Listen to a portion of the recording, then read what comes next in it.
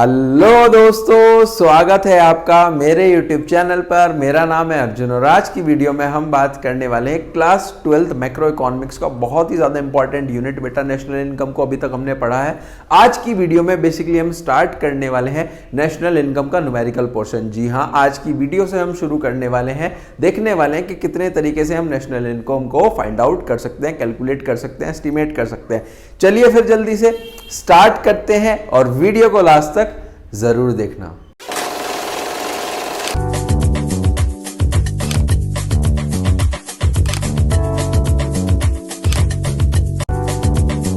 देखो बेटा, समझते हैं सबसे पहले नेशनल इनकम कैसे कैलकुलेट होती है। उससे पहले ये समझेंगे कि नेशनल इनकम होता क्या है। नेशनल इनकम बेटा, अगर मैं अपने देश की नेशनल इनकम के बारे में बात करूं तो वो क्या होगी? वो होगी बेटा total value of the countries final output. Output में भी क्या बेटा? आउटपुट में होगा यहां पर जितने भी गुड्स और सर्विसेज प्रोड्यूस्ड हुए हैं एक ईयर के अंदर, तो यही होता है टोटल फाइनल वैल्यू होती है हमारे पास बेटा। टोटल वैल्यू होती है जितना भी कंट्री का फाइनल आउटपुट है। आउटपुट का मतलब बेटा गुड्स और सर्विसेज जो भी हमारे पास प्रोड्यूस हुई है एक साल के अंदर, ठीक है। यही बेसिकली हमारे पास नेशनल इनकम बन जाता है। और नेशनल इनकम सबसे ज्यादा बेटा हमारे पास समझा गया है, कॉम्प्रिहेंसिव मेजर समझा गया है। अगर हमें एक इकोनॉमी की परफॉर्मेंस को समझना है तो सबसे ज्यादा उसमें क्या जरूरी है? नेशनल इनकम से ही हम पता लगा पा सकते हैं कि नेशनल इनकम से ही हम पता लगा सकते हैं बेटा इकोनॉमी का परफॉर्मेंस कैसा है, ठीक है। इतनी बात क्लियर है। अब इसके बाद जो भी हमारे पास यहां पर नेक्स्ट चीज है वो है कैलकुलेशन या फिर एस्टिमेशन ऑफ नेशनल इनकम। देखो बेटा, अभी इससे पहले हमने जब ये यूनिट स्टार्ट करा था तो हमने एक यूनिट में फर्स्ट चैप्टर पढ़ा था जिसका नाम था सर्कुलर फ्लो ऑफ इनकम, जहां पर बेटा हमने 3 फेज पढ़े थे। 3 फेज कौन से थे? एक तो था बेटा प्रोडक्शन फेज था, ठीक है। एक था बेटा हमारे पास इनकम फेज के बाद हमने पढ़ा था एक्सपेंडिचर फेज, है ना। तो इसी तरीके से बेटा हमारे पास भी यहां पर अगर मैं बात करूं कि नेशनल इनकम को निकालने के कितने तरीके हैं। सबसे पहले बेटा आ जाता है हमारे पास वैल्यू एडेड मेथड, फिर उसके बाद आएगा इनकम मेथड, फिर उसके बाद आएगा एक्सपेंडिचर मेथड। देखो जो प्रोडक्शन है वो वैल्यू एडेड से रिलेटेड है। वहां पे हम देखते हैं कि वैल्यू ऑफ आउटपुट कितना है और इंटरमीडिएट कंजम्पशन कितना है, मतलब प्रोडक्शन की मदद से हम निकालते हैं। उसके बाद इनकम में बेटा इनकम मेथड से देखेंगे, एक्सपेंडिचर में एक्सपेंडिचर मेथड से देखेंगे। तो इसी तरीके से हम अपने नेशनल इनकम को फाइंड आउट कर सकते हैं। और यहाँ पर 3 तरीके होते हैं। देखो 3 हमारे पास मेथड होते हैं। सबसे जो फर्स्ट मेथड है उसका नाम है वैल्यू एडेड मेथड, फिर है बेटा हमारे पास एक्सपेंडिचर मेथड और नंबर 3 पे आ जाता है इनकम मेथड। इनकम मेथड में बेसिकली हम अपनी सारी देश में होने वाली इनकम को जोड़ देंगे जिससे हमारे पास डोमेस्टिक इनकम आती है, मतलब देश के अंदर होने वाली इनकम। अगर नेशनल इनकम निकालनी है तो उसमें क्या करेंगे? बाहर से होने वाली इनकम को भी जोड़ देंगे, एनएफआईए को जोड़ देंगे, तो हमारे पास नेशनल इनकम बन जाएगा। क्या इतनी बात क्लियर है? उसी तरीके से सारे अगर खर्चों को जोड़कर भी हम इनकम निकाल सकते हैं, बिल्कुल देश की इनकम निकाल सकते हैं, यानी कि नेशनल इनकम भी निकाल सकते हैं। फिर आगे फिर इसी तरीके से वैल्यू एडेड में निकालेंगे। इसमें हम प्रोडक्शन के बेसिस पे देखते हैं कि हमारे पास वैल्यू ऑफ आउटपुट कितना है, इंटरमीडिएट कंजम्पशन कितना है, दोनों को माइनस करके निकाल देंगे, ठीक है। समझ में आ गया? And we will start with the third one. Income method से बेटा हम स्टार्ट करने वाले हैं, ठीक है। यहां पर देखो ये होता है बेटा हमारे पास इनकम मेथड। इनकम मेथड में सबसे पहली चीज यहां पर 5 चीज होती है जिनकी मदद से हम बेसिकली अपना यहां पर इनकम निकालते हैं। कौन सी इनकम निकालेंगे? यहां पर निकालेंगे बेटा हम NDP at FC. NDP at FC का मतलब होता है डोमेस्टिक इनकम, मतलब देश के अंदर होने वाली इनकम। इन 5 तरीकों से हम निकालेंगे। अब उसी के अंदर अगर मैं बेटा बाहर से होने वाली इनकम यानी कि एनएफआईए जोड़ दूंगा तो हमारे पास क्या बन जाएगी? NNP at FC. क्या बन जाएगा? एनएनपी एट एफसी, यानी कि तब हमारे पास नेशनल इनकम निकलेगी। अभी समझो देश के अंदर होने वाली इनकम कैसे निकलती है। वो निकलेगी बेटा 5 तरीके से, PRIM और E। देखो P से क्या है? P से है बेटा प्रॉफिट, ठीक है। R से क्या है? R से है रेंट एंड रॉयल्टी।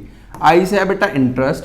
M से है मिक्स्ड इनकम और E से है हमारे पास कंपनसेशन ऑफ एम्प्लॉयज। क्या इतनी बात क्लियर है? जो इसकी मेमोरी टेक्निक है वो है P plus R plus I plus M plus E। क्या इतनी बात क्लियर है?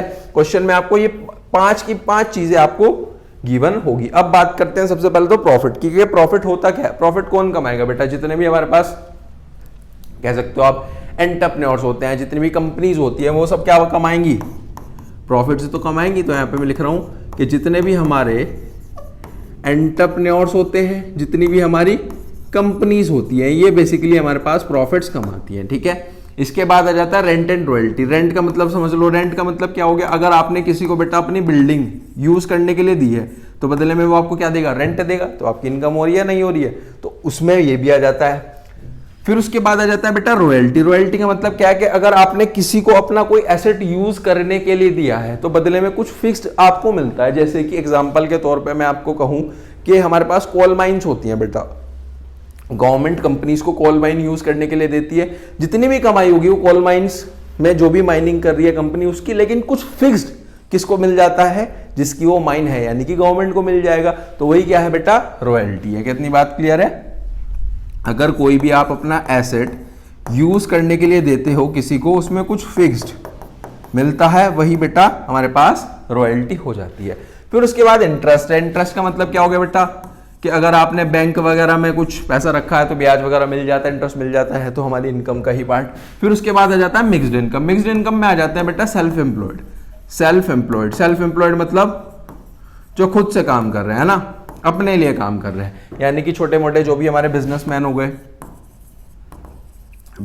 हो गए, ये सब लोग इसके अंदर आ जाते हैं, ठीक है, समझ में आ गया। फिर उसके बाद है last compensation of employees. Compensation of employees में आ जाते हैं बेसिकली जॉब वाले बंदे, जितने भी हमारे जॉब करने वाले हैं, ठीक है, वो इसके अंदर आ जाते हैं, कंपनसेशन ऑफ एम्प्लॉयज। क्या इतनी बात क्लियर है। यहां तक का हिस्सा आपको समझ में आ गया है, आई थिंक सो, बहुत अच्छे से। ये क्वेश्चन में गिवन होगा कई बार बेटा, इसको रब कर दे पहले तो, सबसे पहले तो रब कर दे। देखो कई बार क्या होता है बेटा, कंपनसेशन ऑफ एम्प्लॉयज और ये प्रॉफिट ना गिवन होकर के तीन चीज गिवन होगी क्वेश्चन के अंदर, वो आपको ऐड ऑन करना पड़ेगा, और जैसे ही आप ऐड ऑन करोगे तो आपको तीनों चीज पता लग जाएंगी, यानी कि ये पता लग जाएगा, ठीक है। सबसे पहले इसमें बात करते हैं, इसमें कौन थे बेटा, जॉब वाले, है ना। अब जॉब वाले जो लोग होंगे उनको क्या मिलेगा, सैलरी मिलेगी। सबसे पहली चीज तो सैलरी और वेजेस इन कैश। कई बार क्या होता है, इन काइंड भी मिल जाता है। इन काइंड का मतलब क्या है, इन काइंड का मतलब ये हो सकता है कि बेसिकली अगर मेरी कोई कंपनी है, वहां पे कुछ लोग काम करते हैं ना, तो मेरी शूज बनाने की कंपनी है, अब मैंने सैलरी के साथ साथ उन्हें क्या दे दिए, कुछ शूज भी दे दिए, ठीक है, तो क्या हो गया, हमने उसे काइंड में कर दिया, ठीक है, समझ में आ गया। उसी तरीके से थर्ड वन होता है एम्प्लॉयर्स कॉन्ट्रीब्यूशन। ये एम्प्लॉय नहीं है, बड़े ध्यान से समझना, एम्प्लॉयर, एम्प्लॉयर का contribution to social security schemes. मतलब इसमें क्या होगा, इसमें हमारे पास पीएफ, ग्रेच्युटी, ये इसके अंदर आ जाता है, ठीक है, एम्प्लॉयर का कंट्रीब्यूशन है। तो ये तीन चीज बेटा गिवन होगी, इसको प्लस कर देना तो कंपनसेशन ऑफ एम्प्लॉयज मिल जाएगी, कोई भी टेंशन लेने वाली बात नहीं अगर ये गिवन ना हो, ठीक है। ये इसके तीन बेसिकली एलिमेंट्स है। अब इधर आ जाते हैं बेटा, इधर क्या है, इसी तरीके से सिमिलर चीजें गोज विद द प्रॉफिट के। कई बार प्रॉफिट गिवन ना होकर के प्रॉफिट के तीन एलिमेंट्स क्वेश्चन में गिवन होंगे, वो क्या है बेटा, कॉर्पोरेट टैक्स है, डिविडेंड है और रिटेन्ड अर्निंग है। देखो ध्यान से समझो, अगर हमारे पास किसी कंपनी ने 100 रुपए कमाए बेटा, ठीक है, 100 रुपए का प्रॉफिट है, तो उसमें क्या होगा, या तो सबसे पहले कुछ वो सरकार को देगी, यानी कि कॉर्पोरेट टैक्स, गवर्नमेंट को टैक्स दे दिया, लेट सपोज 30 रुपए का टैक्स दे दिया। अब कितने बचे हमारे पास, 70 बचे। 70 में से बेटा 20 हमने फ्यूचर के लिए सेव कर लिया, यानी कि हमारे पास क्या बन जाएगा, वो बन जाएगा retained earnings. Retained earnings class 11th में भी आपने पढ़ा था बीएसटी में। रिटेन अर्निंग्स क्या होता है, अगर हमने सेव कर लिया पैसा, कॉर्पोरेट टैक्स हो गया, रिटेन अर्निंग्स हो गया, बचा हुआ शेयर होल्डर्स में बढ़ जाएगा, डिविडेंड के फॉर्म में 50, ओनर घर ले गए पैसे को, ओनर ने रख लिया पैसा, मालिक ने रख लिया, तो ये हमारे पास तीन पार्ट हो जाते हैं। अगर प्रॉफिट ना गिवन होगा तो ये तीन चीज आपके पास गिवन होगी, समझ में आ गया। ये बेसिकली कॉर्पोरेट टैक्स था, ये हमारे पास रिटेन अर्निंग्स हो गया और ये हमारे पास डिविडेंड हो गया, तो तीनों चीजों को हम जोड़ देंगे। क्या इतनी बात क्लियर है। और एक चीज बहुत इंपॉर्टेंट है, स्टार बना के लिख रहा हूं, P plus R plus I plus M plus E, ये बेसिकली हमारे पास फॉर्मूला होगा।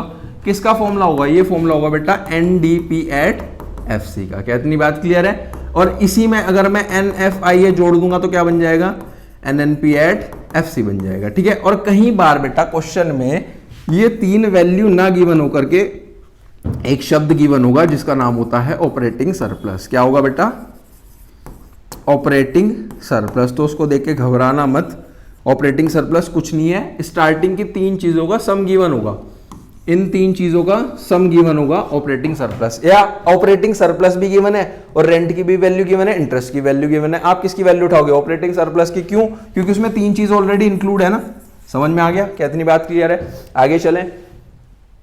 आगे चलते हैं और इसका एक क्वेश्चन सॉल्व करने की कोशिश करते हैं कि कैसे होगा। देखो बेटा क्या क्या लिखा है इस क्वेश्चन में, क्या क्या हमें फाइंड आउट करना है। सबसे पहले तो ये चेक करो, हमें नेशनल इनकम फाइंड आउट करनी है। नेशनल इनकम का फॉर्मूला होता है बेटा NNP at FC। NNP at FC कैसे निकलेगा? NDP एट FC की मदद से। पहले तो आपको NDP एट FC यहाँ पर निकालना पड़ेगा। NDP एट FC निकलता कैसे है?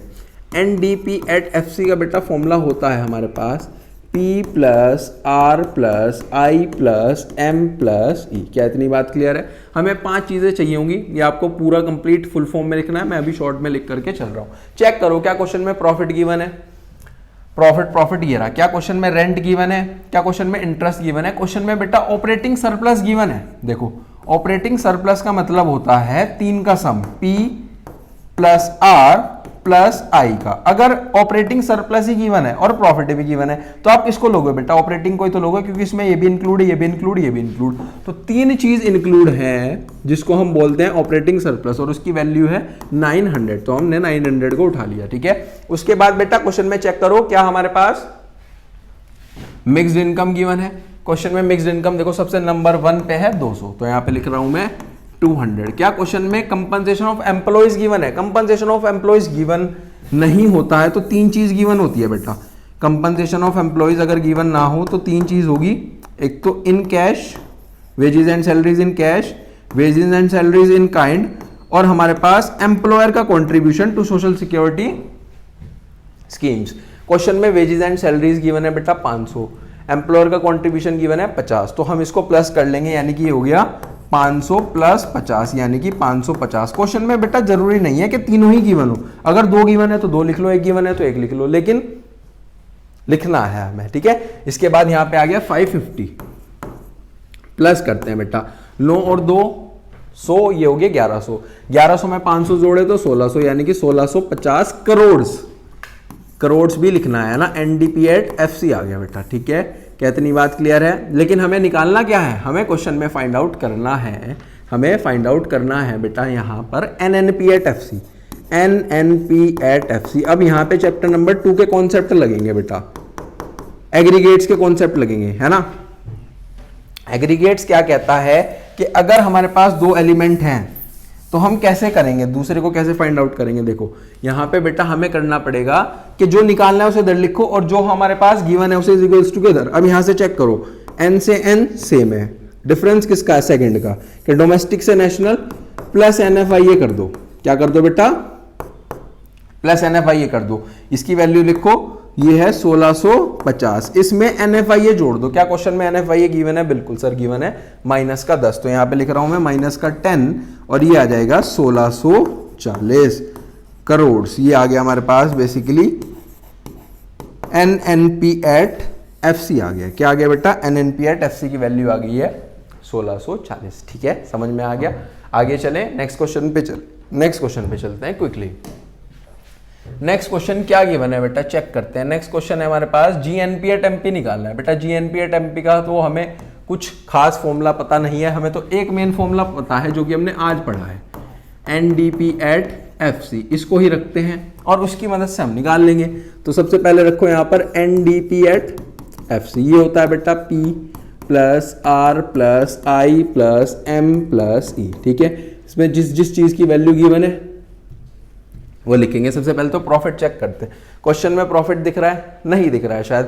प्रॉफिट नहीं गिवन होता है तो बेटा 3 चीज प्लस हो जाती हैं, कॉर्पोरेट टैक्स, रिटेन्ड अर्निंग्स और डिविडेंड। चेक करो, डिविडेंड ये रहा 220, लिख रहा हूं मैं यहाँ पे 220, प्लस कॉर्पोरेट टैक्स ये रहा बेटा 400, प्लस रिटेन अर्निंग्स। कई बार रिटेन अर्निंग के नाम से ना गिवन होगा, किसी और नाम से गिवन होगा। देखो saving of private sector, corporate sector, saving को तो बेटा रिटेन अर्निंग बोलते हैं, अभी तो बताया था आपको। तो ये आ जाएगा 200, इन सबको प्लस कर लो तो ये हो गया हमारे पास 400, 500, 600, 700, 800, 820। यहां पे मैं लिख रहा हूं प्रॉफिट आ गया 820 से। आप यहीं पे भी करके दिखा सकते हो, अलग से भी दिखा सकते हो। फिर है बेटा रेंट है हमारे पास, ये रहा 250। फिर है हमारे पास इंटरेस्ट है बेटा हमारे पास यहाँ पर ये रहा 100 का इंटरेस्ट है। फिर इसके बाद हमें चाहिए मिक्स्ड इनकम। मिक्स्ड इनकम बेटा चेक करो कहाँ पे गिवन है। मिक्स्ड इनकम हमारे पास ये रही 120, ठीक है। फिर उसके बाद हमें चाहिए बेटा कंपनसेशन ऑफ एम्प्लॉइज। क्या कंपनसेशन ऑफ एम्प्लॉइज गिवन है? ये रहा सर 500 गिवन है। इन सबको अब हमें बेसिकली प्लस करना है। इन सबको प्लस करेंगे तो ये आ जाएगा हमारे पास, यहाँ पे कर लेंगे इसको प्लस। देखो 500, 600, 700, 800, 900, 970 में 820 जोड़ दो। 970 में 820 जब हम जोड़ेंगे तो ये तो आ गया 90, 9 2 जा 18 और एक ये आ गया 17, 1790 करोड़ आ गया बेटा। 1790 करोड़ आ गया है NDP एट FC। क्या इतनी बात क्लियर है? अब इसकी मदद से हमें क्या फाइंड आउट करना है? इसकी मदद से हमें फाइंड आउट करना है GNP एट MP जो कि दूसरा एग्रीगेट है, और NDP एट FC बेटा हमें गिवन है ना। देखो कैसे करेंगे। सबसे पहले तो फर्स्ट को चेक करो।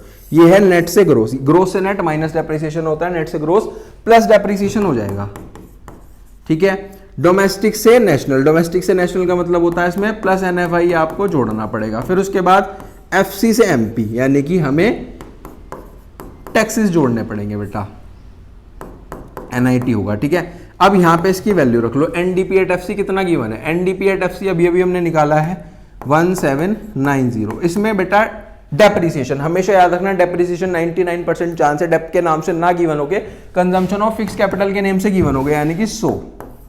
फिर उसके बाद NFI है। क्वेश्चन में चेक करो क्या क्वेश्चन में NFI है गिवन है? क्वेश्चन में बेटा NFI है हमेशा गिवन नहीं होता है, आपको निकालना पड़ता है। इसका फॉर्मूला हमने पढ़ा था पहले भी, फीफा माइनस फीटा। फीफा कितना है? 320। 320 में से 250 माइनस कर दो तो ये आ गया बेटा 70।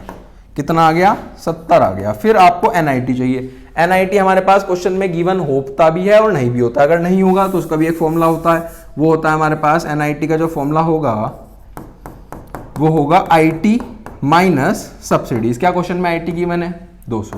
क्या क्वेश्चन में सब्सिडीज गिवन है? 200। तो 200 में से 200 गए तो 0, तो यहाँ पे तो आ जाएगा 0। यह है बेटा 1890 में 70 जोड़ दो। 1890 में आपको 70 जोड़ना है तो ये हो जाएगा 0.61960। कितना आ गया? 1960 CR, यानी कि करोड़। ये आ गया हमारे पास बेटा GNP एट MP की वैल्यू आ गई। किसकी वैल्यू आ गई है? GNP at MP। ये क्वेश्चन में इतनी भी चीज़ें क्लियर हैं। आई होप आपको बहुत अच्छे से समझ में आया होगा। आगे चलते हैं बेटा नेक्स्ट क्वेश्चन पे, जो कि आज का लास्ट क्वेश्चन भी होने वाला है। चलो बेटा ये है हमारा आज का अंतिम और आखिरी क्वेश्चन। देखो यहाँ पर भी हमें क्या निकालना है? लिखा गया है क्वेश्चन में GNP एट MP निकालना है। GNP एट MP का जो फुल फॉर्म गिवन है, देख के घबराना मत, इसका मतलब होता है GNP एट MP। ये हमें बेटा फाइंड आउट करना है। ये कैसे फाइंड आउट करेंगे? हम करेंगे NDP एट FC की मदद से। तो यहाँ पे मैं लिख रहा हूँ NDP एट FC। ये कैसे निकलता है? निकलता है बेटा P plus R plus I plus M plus E की मदद से, ठीक है। क्वेश्चन में चेक करते हैं क्या ये वैल्यू गिवन है। प्रॉफिट ये रहा सर 800, ठीक है, तो यहाँ पे लिखो 800। क्या क्वेश्चन में रेंट गिवन है? रेंट ये रहा 700। क्या क्वेश्चन में इंटरेस्ट गिवन है? इंटरेस्ट इसी के ऊपर है बेटा 500। क्या क्वेश्चन में मिक्स्ड इनकम गिवन है? मिक्स्ड इनकम ये रही बेटा 1500। क्या क्वेश्चन में कंपनसेशन ऑफ एम्प्लॉयज गिवन है? ये रहा 2000, ठीक है। तो सारी चीजें गिवन थी, एज इट इज हमने लिख ली। अब इनका हम प्लस करेंगे तो ये आ जाएगा बेसिकली 3500, 4000, 4700 में 4700 में आपको 800 जोड़ने हैं तो 0 0 8 15 आ जाएगा, 15 5500 आ गया बेटा, है ना। 5500 करोड़ आ गया है हमारे पास। CR आ चुका है NDP एट FC। क्या इतनी बात क्लियर है? अब इसी की मदद से बेटा हमें क्या निकालना है? इसी की मदद से हमें निकालना है basically GNP at MP। GNP at MP हमें बेटा फाइंड आउट करना है। कैसे निकलेगा? यहां पे लिखो NDP एट FC। अब चेक करो, देखो नेट से बेटा ग्रोस जाना है तो क्या करना पड़ेगा? Plus depreciation. डोमेस्टिक से नेशनल पे जाना है प्लस NFI है। उसके बाद FC से MP पे जाना है तो प्लस NIT, ठीक है। NDP एट FC को लिखो, ये है हमारे पास 5500। डेप्रिसिएशन अभी आपको बताया बेटा डेप के नाम से नहीं गिवन होगा। किस नाम से गिवन होगा? कंजम्पशन ऑफ फिक्स कैपिटल के नाम से गिवन होगा 100, ठीक है। तो यहां पे लिख लो 100 प्लस NFIA। NFIA का फॉर्मूला होता है फीफा माइनस फीटा। देखो फीफा तो गिवन नहीं है, फीटा गिवन है 150, तो ये आ जाएगा यहाँ से माइनस का 150, प्लस का नहीं है, माइनस का 150। ठीक है जी, माइनस का 150 ब्रैकेट में भी लिख सकते हो। NIT चेक करते हैं क्या क्वेश्चन में गिवन है। NIT बेटा गिवन है 250, तो यहां से लिख लो 250। ठीक है, आगे चलें। यह है 5600 में बेटा आपको जोड़ने हैं, बेसिकली इनको करोगे तो प्लस का 100 आ जाएगा, तो ये आ गया 5700 करोड़ आ रहा है बेटा। 5700 सही से बना देते हैं इसको, ये आ रहा है 5700 करोड़, ये आ रहा है बेसिकली GNP एट MP। क्या आ गया बेटा? GNP एट MP आ गया। ठीक है, समझ में आ गया क्या? इतनी बात क्लियर है? आगे चलें, आगे चलते हैं। और बहुत ही अच्छी तरीके से ये हमने पूरा टॉपिक कंप्लीट कर लिया है। इनकम मेथड का इसी तरीके से बेटा एक्सपेंडिचर मेथड भी है, इसी तरीके से वैल्यू एडेड मेथड भी है। देखो यहाँ पर थोड़ा सा डिफरेंस है प्रैक्टिकल में और थ्योरेटिकल में। थ्योरेटिकल मैं आपको बताऊंगा, आपकी चीज़ें आधी समझ में आएंगी, आधी आप एक बार रीडिंग करोगे चीज़ें समझ में आ जाएंगी। लेकिन प्रैक्टिकल में बेटा आपको प्रैक्टिस करके देखनी पड़ेगी, न्यूमेरिकल पोर्शन की प्रैक्टिस करनी ही पड़ेगी। इसके अलावा आपने फॉर्मूला बहुत अच्छे से समझ लिया है, जो भी आपके पास बुक गिवन हो उसकी मदद से आप और क्वेश्चंस की प्रैक्टिस जरूर करें। अगर डाउट आता है कमेंट सेक्शन में आप मुझसे पूछ सकते हो। मिलते हैं नेक्स्ट वीडियो में, टिल देन थैंक यू।